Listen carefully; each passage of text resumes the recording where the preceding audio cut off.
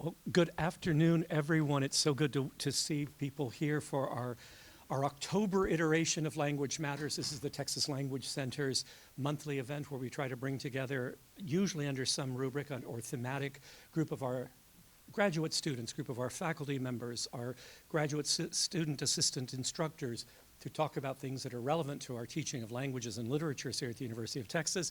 And I'm really so pleased to introduce our speaker today. Just a couple of quick announcements before we get right into it. By the door, by the corner there's a handout of upcoming TLC events. Pardon me. Now, I'll note in particular, the final iteration for Fall's Language Matters will be next month in November 12th. Please come and join Will Evans from Deep Vellum Publishing. Indeed relevant to today's talk as well.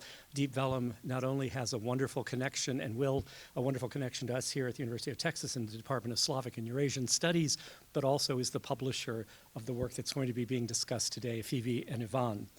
So there are a number of things at Texas Language Fairs, Texas Languages, World Languages Fairs coming up, Afternoon with Slavic Vampires coming up on October 30th, so please get a listing there. At any time you can go to the website, just simply put it in the browser where on the UT webpage, just put in TLC and it'll take you right to us, and you can find an updated list of all of our events and activities. So please do join us. I'm so happy to introduce today's speaker. Not only is she truly, I rarely use the term superstar unless it's ironic. I'm meaning it with complete sincerity today. She is one of our not only UT and national superstars, but a global superstar. Oksana Lutyshyna received her PhD in comparative literature at the University of Georgia in 2014. She's currently an assistant professor of instruction in Ukrainian studies here at the University of Texas at Austin, where she teaches Ukrainian language and East European literatures and translation. Her research interests revolve around the issues of metropolitan modernity. Dr. Lutsyshyna is an award-winning Ukrainian writer, poet, and literary translation. Get ready for this. So she's the author of Persephone Blues, a collection of poetry from 2019, Ivan and Phoebe. This is the novel that's the center of today's discussion in English translation by Deep Vellum in 2023, Felicity's Poems, a collection of poetry in Ukrainian, 2018, Love Life, a novel, again, Nina Murray translating in 2024 this year. I'm Listening to the Song of America, a group of poems from 2010, The Sun Seldom Sets, a novel in 2007, and Without Blushing, a collection of short stories. There are also two more poetry collections. So in her ridiculously short life, a prolific writer, translator, and conveyor of culture to the world. She was awarded the Taras Shevchenko National Award in Fiction in 2021, the Kovalyovy Fund Award in 2011, City of Literature, the Lviv City of Literature UNESCO Prize in 2020, the Blahovist Poetry Award in 1998, the Hrana Slov Poetry Award in 96 in collaboration with Olena Jennings. She translates contemporary Ukrainian authors into English. Their translation of Katerina Kalitka's poem, Having Lost the Keys to the World Where Everyone Sits, was selected for the Pushcart Prize Anthology in Poetry in 2023. Just simply a remarkable career. It's hard to believe how much there is still yet to come. We are so fortunate to have her here at the University of Texas with her today talking about performing Borderlands on Nina Murray's translation of Ivan and Phoebe by Oksana Lutyshyna. I'm so pleased to introduce our professor, Oksana Lutyshyna. Thank you. I should take them. Thank you so much, Tom, for this very kind introduction. Is it on? Yes? Yes, so today I will be talking about the translation of my novel, and this is the novel, and yes, this is Deep Vellum Publishing. I'm very fortunate to be published by them, and they actually are the ones who designed this beautiful cover. They're a team of designers, which sort of resonates with Ukrainian traditional art of embroidery, but also hints at one of the central images of the novel, which is a goat. So this goat looks, traditional and slightly demonic. So anyway, without further delay, This is again the cover of the novel, a little bigger. And this is kind of a quote that technically has nothing to do with my talk, but I like to keep it there as a certain philosophical vantage point. This is from Walter Benjamin, from his The Task of the Translator, a very enigmatic essay that is still read. No poem is intended for the reader, no picture for the beholder, no symphony for the listener. So let us just sit there at the back of our minds, so to say, and perhaps we will have a chance to return to it in a while. So today I wanted to talk about some points, some briefer than others. Introductions and maps. I will need to show you the maps, and I will need to talk about the region that the novel is about, because without it, it's impossible to understand what is the task of this particular translator. A brief overview of translation series. Again, I'm going to keep it super, super brief. Specific examples from the novel, some longer than the others, and bonus, if time permits, a little video that I'm hoping people will enjoy, and that will also bring us closer to the context of the place that the novel describes. So this is Nina Murray. I was lucky to have her as my translator. Nina is actually from Lviv. She was born and raised in Ukraine, but she came to the US to work on her graduate degrees, and this is some information about her. She is a poet in her own right, and she actually writes in English, believe it or not. One of her degrees is an MFA in creative writing. So Nina also currently works for the Diplomatic Corps of the United States. So the region that I'm going to talk about is called Transcarpathia. And I transliterated it, Zakarpattia. That's how it sounds in Ukrainian. This is the most western part of Ukraine, and it used to belong to different countries.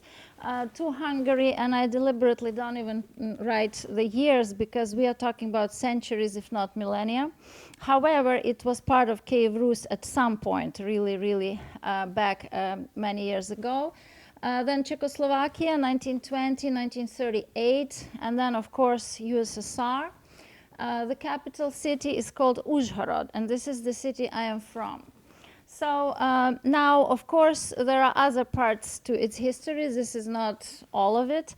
But overall, the kind of jokes that people tell about the place go as follows, that you can live in the same village your whole life, never move out, and yet you experience 5 different regimes. So there's a joke about an old man who never left, but who remembered Austro-Hungarian Empire, then Czechoslovakia, then Hungary, then USSR, and finally independent Ukraine.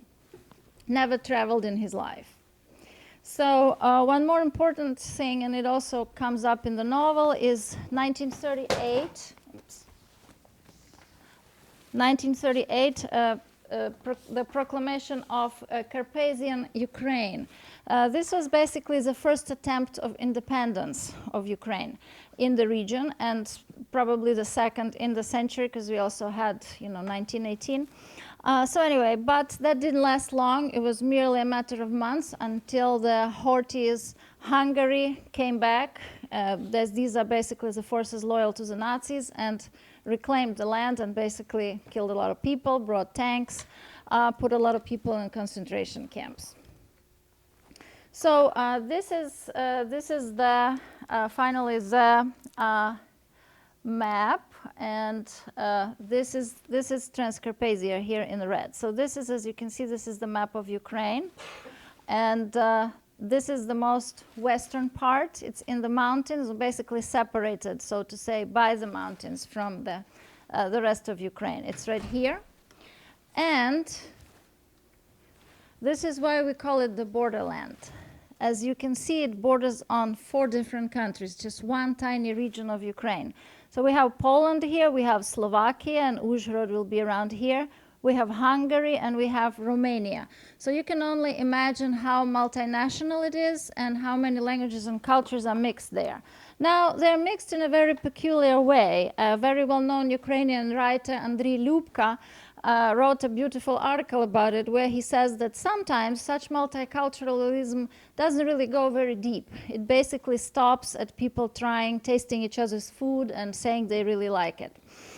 because it's, you know, actually to have a deep intercultural dialogue is difficult, and there can always be conflicts.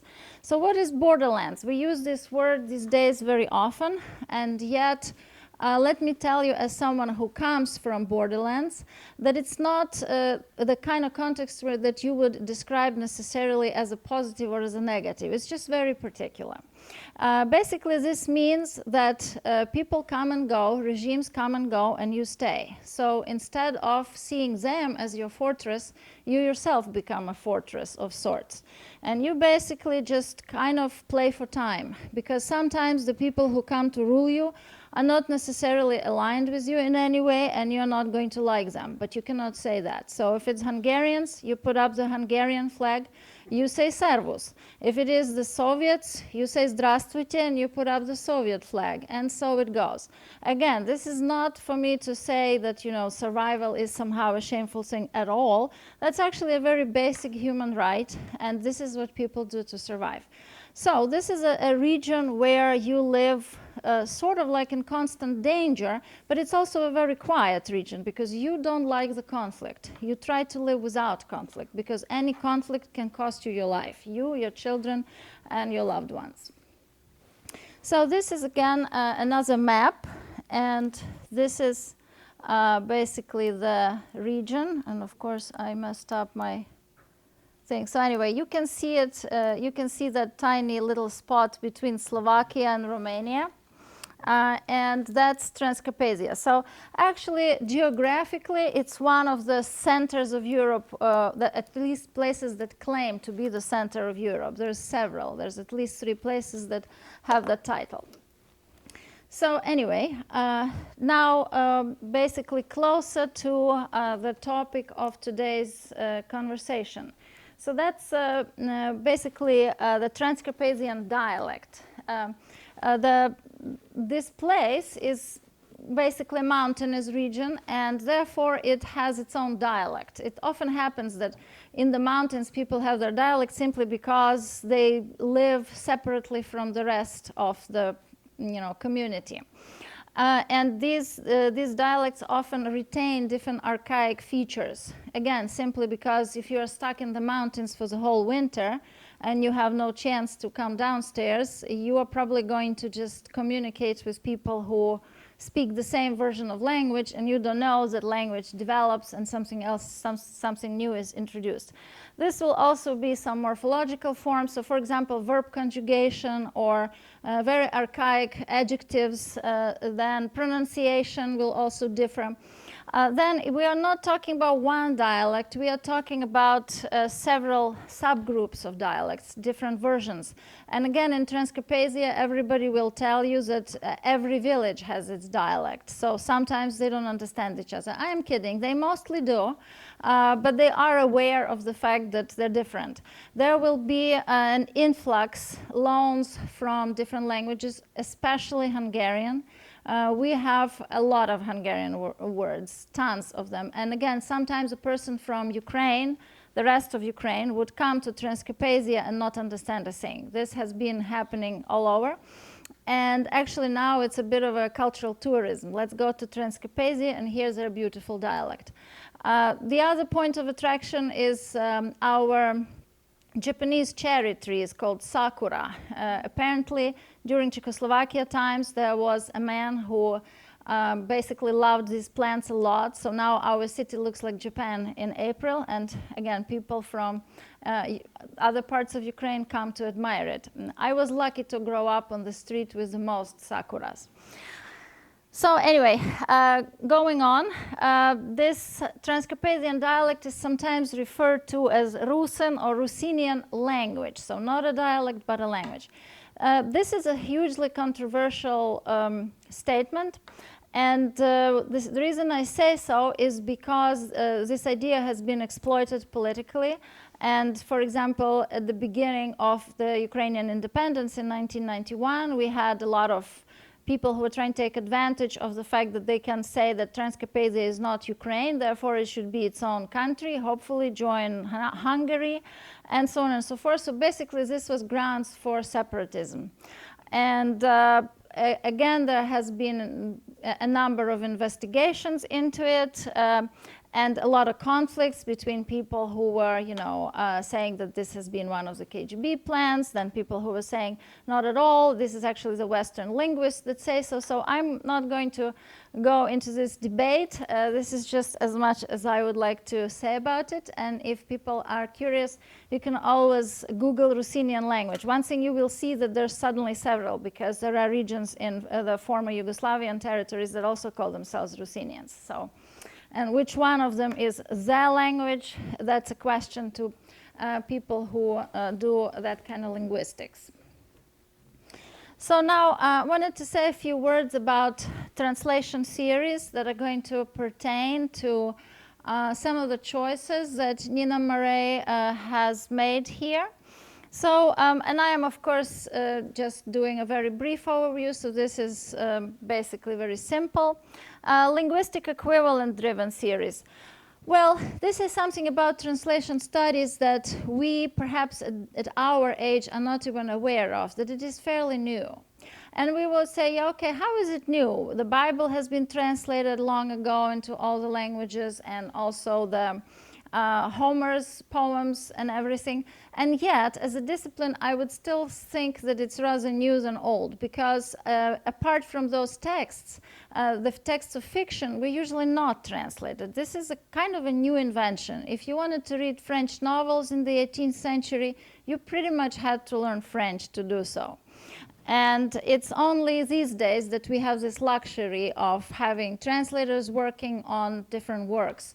And even that is not really an effort that is sufficient, because as Will Evans will probably tell you when he comes here for the next meeting, that basically only 3% of all the literatures in other languages that are not English are translated into English. Now imagine all this 97, and imagine the percent of that percent that Ukrainian literature is. It's like a minuscule amount of work, really. And also the way people translated was basically a very solitary kind of an endeavor. This was what some researchers later will call the problem of an invisible translator. Nobody knew who that translator was. Translator wasn't that important, and that's all we knew. And the only thing that people talked about was, okay, whether this corresponds, this thing from the source text corresponds to that thing in the target text. So this correspondence was most important. But even so, if anybody ever studied the history of translations of the Bible, for example, there's still tons of mistranslations and stuff like that. So descriptive translation studies theory of polysystems, and I'm going to show a little bit more on the slides to come. This is a very important step forward in the development of translation studies, because they're not talking about prescriptive solutions, but descriptive solutions. So in other words, we don't do what we need to do. We do what the context calls us to do. And finally, cultural translation, that's when we realize that it's really very difficult to separate where language ends and where culture begins. We think it's easy, but it's really not. One of my slides later on talks about the pragmatics of translation and basically the intonation. So even if you translate all the words, you can still get it wrong if you don't capture the particular intonation and context around it.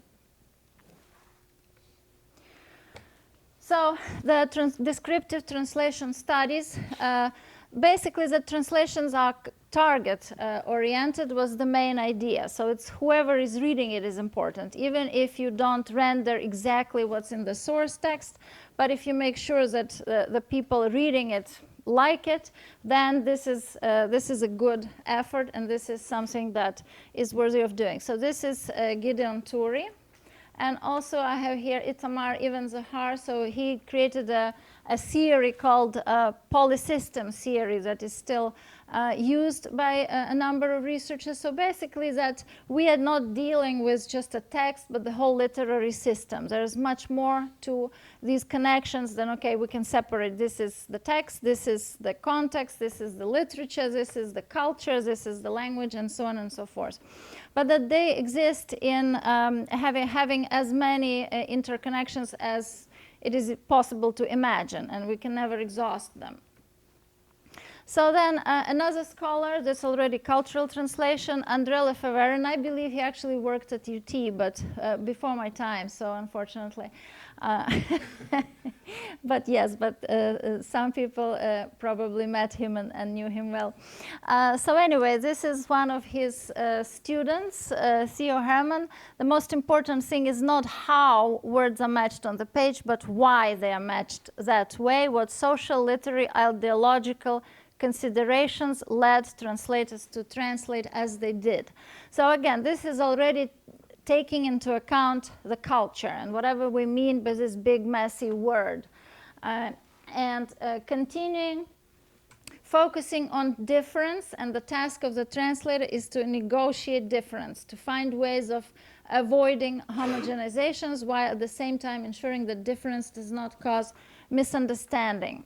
We will see this idea brought a little bit further by the next generation of researchers such as Lawrence Venuti, who I'm also quoting a little bit further. Basically, again, this is emphasizing the fact that translation does not, or any literary text does not exist taken out of the culture it comes from, and multiplicity of contexts. So, and whether we have to add or to delete is still a question that is far from being answered. So basically, I feel like that just the fact that we ask this question is a huge step forward, but whether we can answer it, once and for all, I don't think we can. I think it's basically emphasizing the fact that a lot of the decisions have to be made ad hoc for this specific project. So, and this is Lawrence Venuti, his book, Translators' Invisibility. So the movement away from what he calls domesticating practices. So basically translating something from the source language into the target language while only thinking about the target language and culture. So if people are eating ground meat and we are translating it into English, we cannot say they're eating hamburgers, right? Because that would be domesticating that translation. We have to actually account for that difference. And actually, Venuti went as far as said that translator has the right and should add some experimentation or even what he calls foreignization. So sometimes it's actually a good idea to not translate, to actually put the word in question in that same spelling if you possibly can, of course, depending on what alphabet system you're using. But say if you're translating into English and the word can't be Romanized, Romanize it, but foreignize the translation so that the reader knows that they are reading the translated work and not the original. This is pretty much around the time that translators stopped being so invisible even in the publishing world. Now, if you look at this cover, it actually says here that the translation is by Nina Murray. It used to not be the case. Sometimes the published work would not say at the very cover who the translator was and just mention them somewhere else in the book in a more inconspicuous place. But by now, a translator is considered to be almost as important as author and has to be mentioned, and also has to indicate to the reader that what they're reading belongs in a foreign culture. So that will let the reader actually have a taste of that culture and understand it a little bit better. So Susan Basnet also, and I feel like her work I rely on a lot, and she also tries to emphasize the idea of making decisions depending on the context. This is how you probably learn best, when you read about different cases of successful translation into different languages. So now finally let me say a few words about the actual text in consideration and some of the challenges that this source text presents. And I would say they're pretty significant because, first of all, we are dealing with a dialect. Now, what does that mean? So, of course, that means some foreign words, which I account for a little later by mentioning regionalisms. But it's much more than that. It's also some archaic forms that sometimes can and sometimes cannot be rendered into English or another foreign language. Sometimes these dialects are actually mixed with sociolects, which is what I mentioned below. That means that it can be a language of a particular group. And that also means a lot of things. As we know, in Transcarpathia, people speak Ukrainian. Yes, but it's a Ukrainian that is accompanied with a lot of dialectal words, even the people who don't necessarily speak the dialect. Then we have Hungarians. We have a lot of Hungarian population. Then, of course, the Soviet Union, which means that Russian was the official language of all the documentation for a long while. So everybody my age and older will speak fluent Russian, and even more so, they will speak a particular kind of legalese that I, for myself, call Communist Party Russian. It's basically the language of power that has no meaning, but keeps using the same words over and over, like democracy, government, Soviet, communism, progress. So it rests on these words, but when you actually read it, it's completely vacuous, because the Communist Party had nothing to say to the people except that. And so it's basically the language of propaganda and ideology. But by then, in the point of we are talking about the 1990s, it is more dead than alive. So all these front pages of newspapers, you could only read if you were under the influence or if you are a researcher of that particular language. Then we also have the Surjik. So what is the Surjik? It's a blend of Russian and Ukrainian. It's a Creole language. So as we know, pagan is when we just use, pagan pidgin is when we use some code switching here and there, or code mixing rather. We speak Ukrainian, but with a little bit of Russian. Well, Surjik is when the grammar structure changes too, so it's not just the vocabulary. Surjik is a Creole, therefore, and it also has native speakers, so that's Creole. And that's its official sort of a characteristic. But then now imagine that different groups of people will mix all of those. So for example, somebody from the village will speak the dialect, know a few Russian words, of course, because they study it at school but never use it, so it'll be kind of exotic for them, and use some Hungarian perhaps.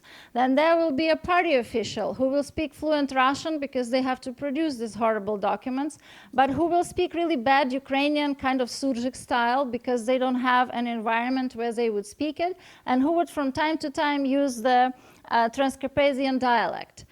Then there will be a person who's, I don't know, a university professor. They will try to stick to pure Ukrainian, but they, of course, can switch to Russian, and they would despise the Surjik, and they would understand the dialect. So each of those in itself will be a sociolect. So depending on what your situation is, you will speak a mixture of all of these things. So therefore, when I were to say that it's just the dialect or it's just the Surjik, I would be wrong, because people don't work like that. We cannot just designate, okay, you are going to speak this pure language and you're going to speak a mixture of them. It will depend on what your social situation is.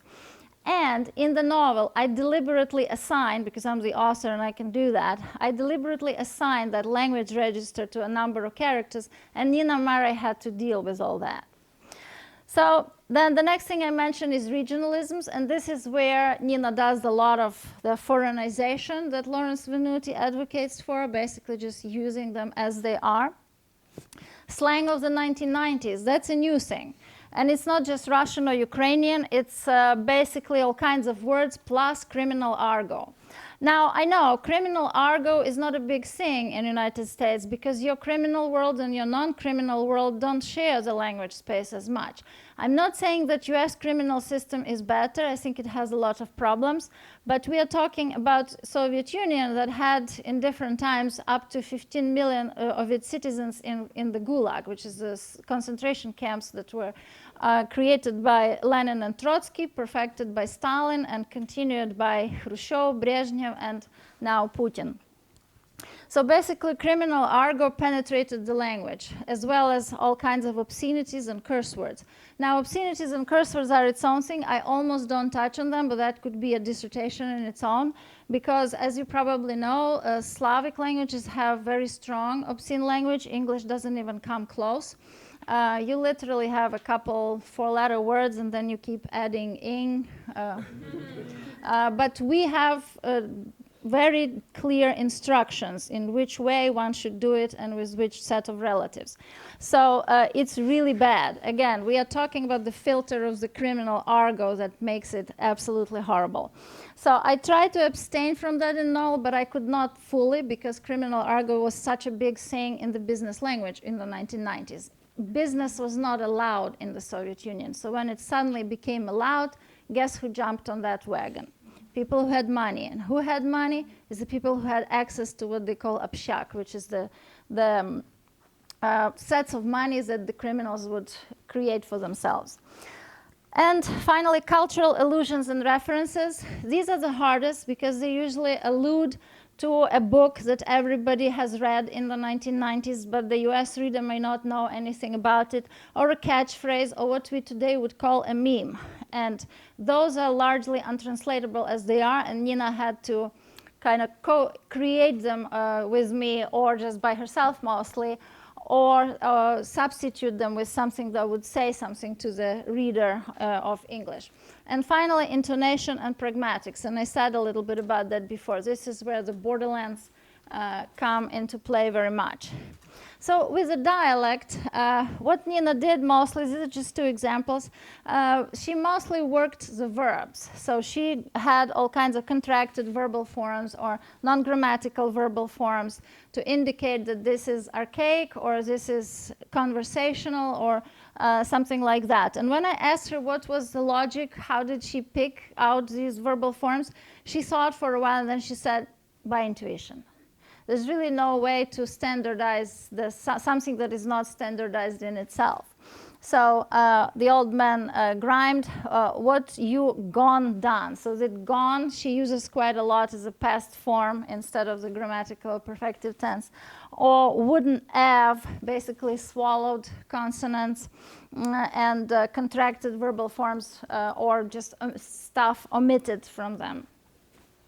So, but just like I said, it's impossible to illustrate the translation of a dialect by just thinking about their archaization. We also had to take into account the sociolects, the regionalisms, and so on at the same time. So this is some of the regionalisms that pop up. If they are in italics here, I put them in italics, that means that Nina left them as is. So for example, holubci, which is a stuffed cabbage dish, she left as is. Tilted kaposto, which is Hungarian for the same thing, she also left. Shuta menyek, in some places she left them, in some she changed it into pastries. Then the famous marshrutka, which is a kind of like a small bus. Usually the government pays for the big bus, so the big bus goes only in the center of the city, and then if you need to go to more remote parts of the city, these are the private companies, and these are smaller buses, and they are usually very uncomfortable, and being inside them is not pleasant at all. So that's why it's kind of a running joke that is you can't substitute it. The English-speaking world probably doesn't have any equivalent of it. Then bograc, which is again a Hungarian dish, it's kind of a stew but a soup at the same time. Mali galago, slivovica, plum brandy, she substituted it because she felt like that would speak more to the reader. Sribna zemlya, Silverland, this is a self name of Transcarpathia. This is how they call themselves. And she used the equivalent, the Silverland. Then the Hutzul word gazda, which is a man of the house, or the chazyain is another way to say it, but she substituted it. She translated it as the man of the house. So again, there's no one way to do it. Depending on what felt right to her at each particular part of the novel, she did. Then some names, it's basically Hungarian names, but spelled in English, which makes them unrecognizable to any Hungarian. So, for example, the name Gyuri is from George, which is George, and it will be spelled in Hungarian closer to that second version than to this English, English D. Hungarian JY is pronounced as J, believe it or not. So, but she tried to make it readable for the readers who don't know Hungarian. So this is the slang of the 1990s, and some of the curse words. These are pretty mild. There's nothing terrible here. So actually, човники is a very important one. Човник literally means a boat, a little boat. So in this case, a boatman. So this was the name of people who went to, say, Poland on a shuttle bus, sell some stuff there, buy some stuff, come back to Ukraine and sell whatever they bought in Poland. Say in Ukraine they didn't produce clothing. But then the Poles were happy to buy some goods that Ukraine did produce. So, for example, instruments for different tools for construction and whatnot, small tools. So these people will load up these tools, go to Poland to a marketplace, sell it there for cash, buy some clothing, bring it back to Ukraine, sell it. So this was the whole term, човникова торгівля. So day traders or shuttles, that's how Nina rendered it from shuttle or shuttle bus kind of a thing. So the video that I wanted to show at the end, if we have time, actually is rendering the metaphor real and actually showing us the boatman. But no, these are definitely not people who went on boats. So then the word krysha is actually Russian, and it means the roof, but it also means protection. We are talking about a situation of racket. You know, you kind of have your bandits protect you from other bandits.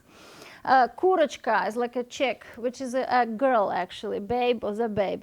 Yohanny Babai is untranslatable. It's something like the goddamn boogeyman. But Nina figured that boogeyman would not be strong enough in English, and these big bandits would not use this word, so she translated it with the famous F word. Довбодятел, which is kind of like a bird that's making annoying sound, but here it's knuckle dragger. And my favorite is апельсин, which means an orange. But apparently it's a criminal argot. It's a person who bought the status of a pahan, which is a criminal boss, but did not go to prison. So, and Nina translated it an ex-con wannabe. So as descriptive as she could. So the language of powers. This is actually the slogans, because the novel deals with description of one of the earlier revolution attempts in 1990. And you can see that they're recycling these words that you see in the newspapers as government, communism, Soviet rule, nuclear, because this was all about nuclear energy. This was in the 1990s. Chernobyl blew up in 1986. It's very fresh. But they are using these big words, like idiotization, so they're making fun of it already. They're using this suffix that's usually used on some serious word, but it's not really that. So they are mocking the Soviet newspapers. Culturally embedded references. Vadik Chikatilo. How many people know who Chikatilo was? 2 people. Chikatilo was a Soviet, basically mass serial killer, mass murderer. But Nina rendered it as Vadik the Ripper. Chikatilo actually was the member of the Communist Party, so when they arrested him, they let him go because, I mean, he's a communist member, he cannot kill people. So he went and killed more people and was killing for 20 more years. Paid to be the member of the Communist Party. So anyway, then this phrase that seems very innocuous, there was no music in the Soviet Union, but that's actually a reference to a more famous phrase, there was no sex in the Soviet Union, which was something that a Soviet person said on a telebridge between Soviet Union and America. And what they meant is the discourse of sexuality and not sex as a biological act, because in the Soviet Union that was demonized. It was all these bourgeois crazy games, and very much in the line of Foucault, who said that the history of repression of sexuality is what created sexuality in a way. So anyway, and of course there was music in the Soviet Union, but apart from maybe Vysotsky, it was pretty horrible. Dom Pasiholovci, it's dog-headed monsters, but the real meaning is lost. It's actually a reference to Mongol invasion of the 13th century because of the hats that they wore. Colorado beetles, you probably heard about. This is the name of a potato beetles, but Soviet propaganda said that they are Colorado beetles because they were grown by evil Americans in Colorado and as biological warfare brought to the Soviet Union, so these bugs would eat Soviet potatoes. And Nina actually explains this in the text. So instead of doing a footnote, she inserts it in the text. So this is an example with ex-con wannabes. You see in Ukrainian there's a play on words. So Chikatilo sounds close to the word Shchikatilo, which is not a word, it's a made-up word, but it means someone who tickles you. So Shchikatilo pashchikachi меня, which is, you see, it's Russian, but it's written with Ukrainian spelling. So that's kind of like Surzhikization of the language.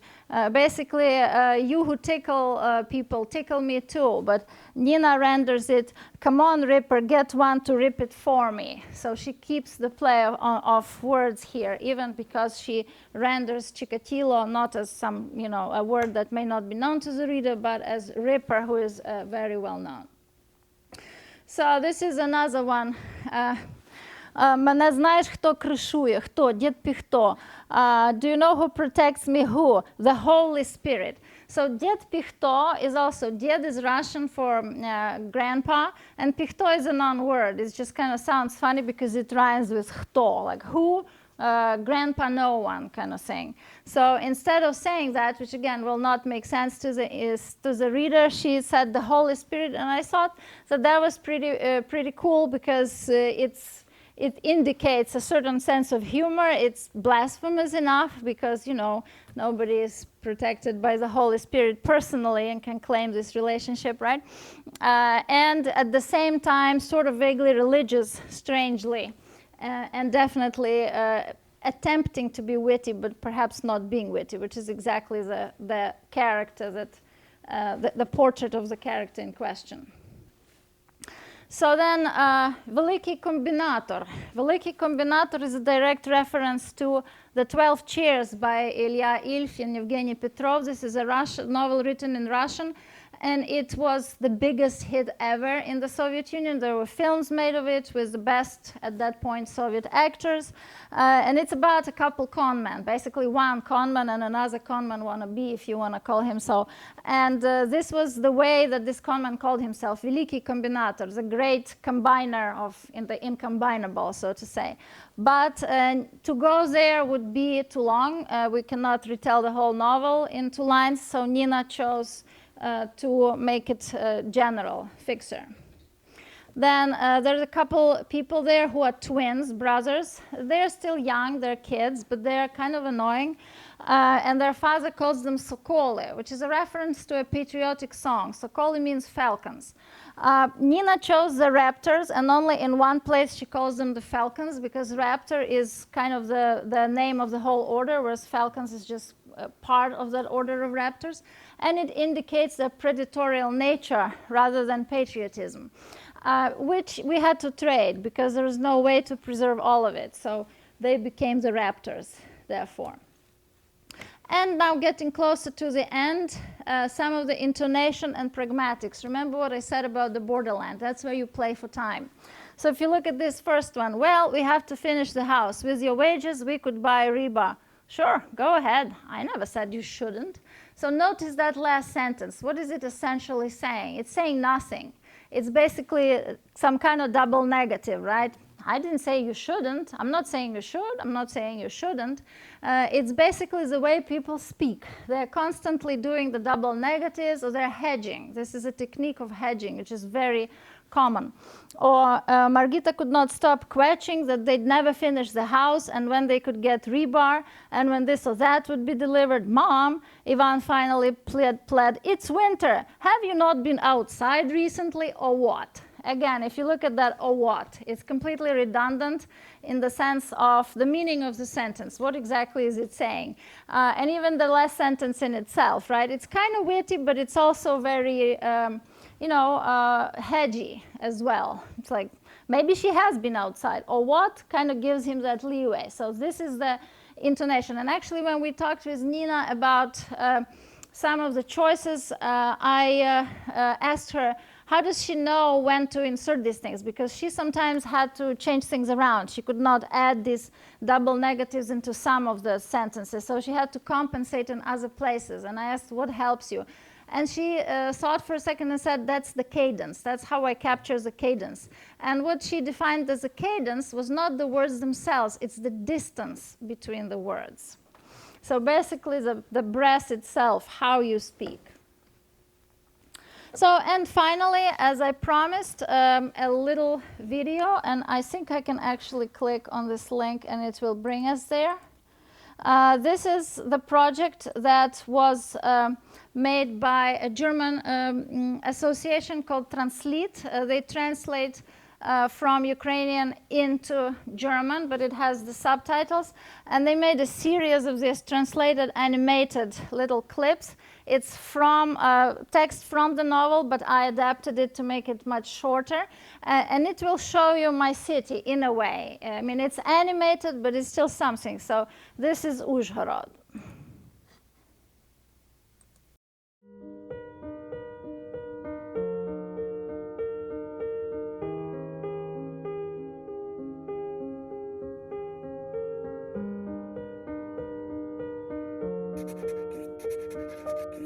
Nicht einmal die alten Menschen konnten sich an einen so kalten April erinnern. Ein paar warme Tage hatten gereicht und die Knospen der Blütenkirschen waren aufgeplatzt, aber die Blüten wurden sofort vom Regen weggespült. Rosa Blütenströme flossen mit dem Regen durch die Straßen. Die Menschen gingen ans Flussufer und warteten dort, ob nicht eine der Brücken ins Wasser stürzen würde. Aber die Brücken standen bis zuletzt. Immer öfter wurde der Strom abgeschaltet. Ivan lief durch das Stadtzentrum, erschöpfte Menschen eilten unter ihren Regenschirmen nach Hause. Fast überall war es stockdunkel. Nur die verschwommenen Schaufenster der Geschäfte leuchteten bunt und hinter den Scheiben zeigten sich Silhouetten. Die Stromsperren dauerten stundenlang und wiederholten sich fast täglich. Die Menschen kehrten zum Lebensrhythmus ihrer Vorfahren zurück, standen mit der Sonne auf und gingen mit den Hühnern schlafen. Aber die menschliche Psyche war schon von einem anderen Leben vergiftet. Sie hätten ein Feuer anzünden können, aber dazu hätten sie eine andere Landschaft gebraucht. Einen Urwald. Dann begann die Ära Kutschma. Den Menschen wurde das Geld von ihren Sparbüchern gestohlen. Alles, was sie sich jahrelang vom Mund abgespart hatten, nur um etwas auf dem Sparbuch zu haben. Nur um ihren Enkeln etwas schenken zu können, wenn sie erwachsen werden. All diese Menschen wurden ihrem Schicksal überlassen und sie gerieten in Panik wie nach einem Schiffbruch. Die in den Rettungsbooten ruderten so weit weg wie möglich, während ihre unglückseligen Mitreisenden untergingen. Mit weit aufgerissenen Augen und Mündern, die im Vakuum des Universums nach Luft schnappten. Was hatten sie gesehen in ihrem Leben? Woran hatten sie geglaubt? Was würde ihr Lohn sein? Ein Auto, ein Fernseher, eine Waschmaschine am Lebensende, wenn sie endlich an die Reihe kommen? Die Menschen wurden schlagartig arm oder reich, ohne Übergang. Sogenannte Schiffchen fuhren hin und her über die Grenzen und transportierten billige Waren, meist aus chinesischer oder türkischer Produktion. Was da nicht alles mitgeschleppt wurde. Kleidung, Schuhe, Erdnussschokolade, Küchengeräte, Bettwäsche. Jetzt konnte man in den Läden und auf dem Markt fast alles kaufen. Die Zeit des Mangels wurde abgelöst von einer Zeit der Überschwemmung. Aber irgendwann brach eine neue Zeit an. So this was translated and read by Lydia Nagel, who translated the novel into German. Anyway, so that's pretty much all I have. Are there any questions? First, may we thank you for we do have time for some questions. Please, we'd love to hear from you. And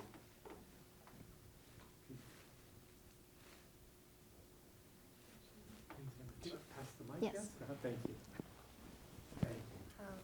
Thank you so much. It was really interesting, and I loved the animation at the end. I was curious about the translation with the cultural context, translating into a cultural context that is the 90s. So do you know if she was translating, because you said that you're making references to novels or other things like that, and so was she then translating into pieces that were also from the 90s to fit in with that time, or is it trying to speak to like a reader today who would know those contexts? Yeah, that's a great question, and I'm not sure if I could answer, and I don't want to, say that Nina said this. My impression was that she was trying to be as universal as possible. So, for example, like using Jack the Ripper, who is from the 19th century. So I would say it was still trying to draw on the works that would be more or less known for both people of Ukraine at the time and the general context of the English-speaking world. So she would not mention the 1990s in the States kind of thing, because that would probably make it too narrow. And besides, that would be, I don't know, a little bit too domesticating maybe. So she still was trying to show that Soviet Union was very much into the just some kind of common values, common humanities values, which don't exist, but they were very much believing it. So I think Nina was trying to stay within that framework somehow. A general history, as general as you can imagine. Because nobody knew what real United States was, except for the, producing these potato bugs. And the last author from America that Soviet Union read was probably Hemingway, so it was kind of very backwards. Yeah.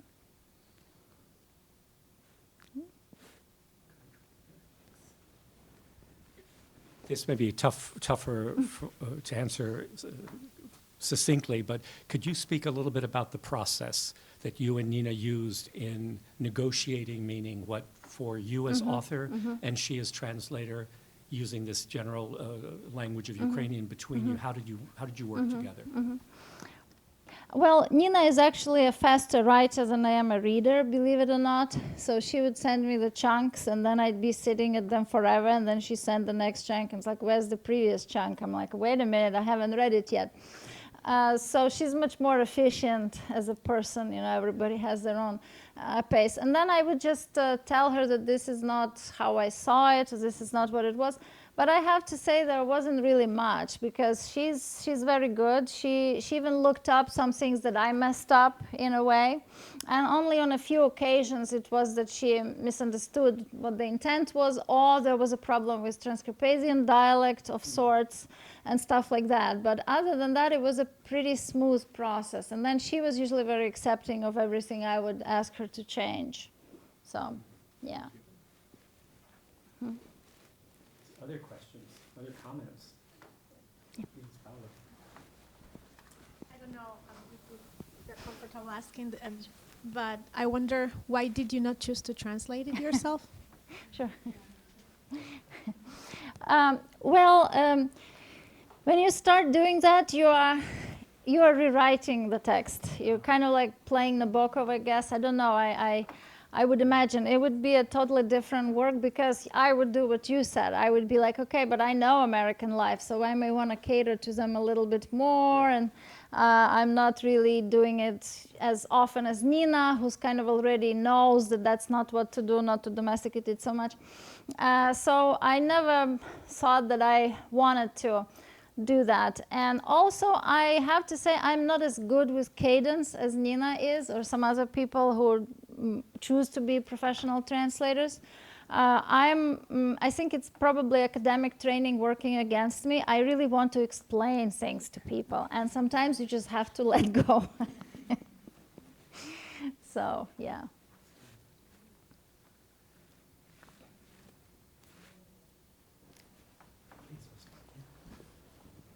Curious about how did you find Nina, or how did Nina find you? What was that process like? I knew of her work because one of the novels she translated was an 800 novel by Oksana Lutyshyna, our Ukrainian very well-known writer. She translated that novel in like 6 months, and I read the translation with my students. Believe it or not, I was so unkind that I made my students read 800 pages.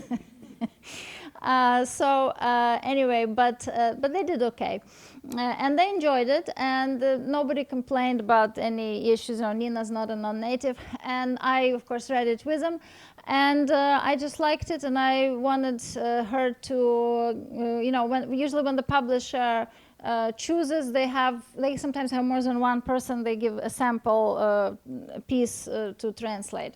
And there were several teams like that. So, and Nina stood out because it was breathing in the same rhythm that the people who speak Transcarpathian language, dialect, whatever it is, the way of speaking.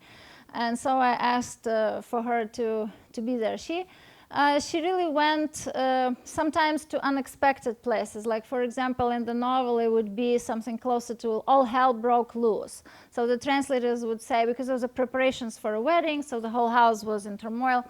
And people would say, yeah, all hell broke loose. That's easy. There's an idiom like that in English too. And Nina was like, no, pandemonium descended. And I'd be like, wow, that sounds so much better. Now I know it goes back to Milton, it goes back to his long poems, and it's actually not at all a word that hints at anything Ukrainian, but it gives you an image of something that the idiom doesn't. Usually the idiom is already kind of deadened as a language from overuse, whereas pandemonium descended, this is not a word combination, as what we'd call. It's not a set expression. It just kind of comes from different places, and of course pandemonium has to descend because it's hell, right? And it immediately gives us the vertical line of heaven and hell. So it's something metaphysical going on rather than something, everyday. Though it is an everyday thing, but it's also metaphysical. So that's what I liked about her. She was good at catching these metaphysical things along with, ordinary, mundane. It's not about translation from your language to Sure. English, but you know English. Yeah. So I mean, you sort of. can, yes, but you can process, Yeah. talking with translator. But if your book is translated into, for instance, Japanese Right. or Korean or something you have no idea, how do you feel? Because it's so many Yeah. famous books are translated Yeah. in, I read so many translated version in Japanese, Mm-hmm. and then when I read actual English one, then sometimes, Not so I so- was kind of wondering, as an author, how you feel Yeah. translated in Yeah. the language you don't know.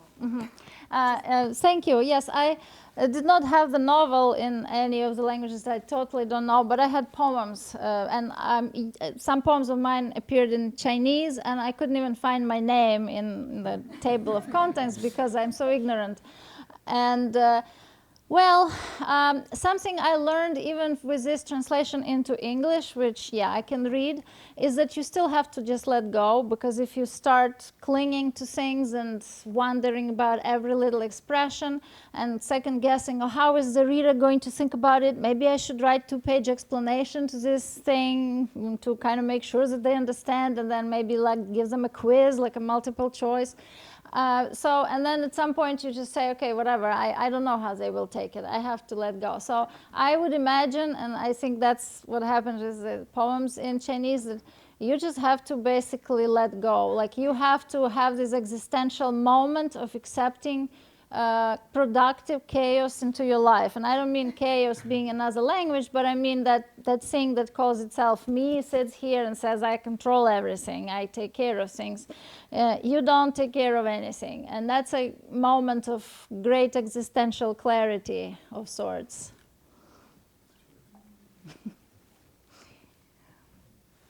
Any parting shots? I see we've come up just over Yeah. at 4 o'clock. It's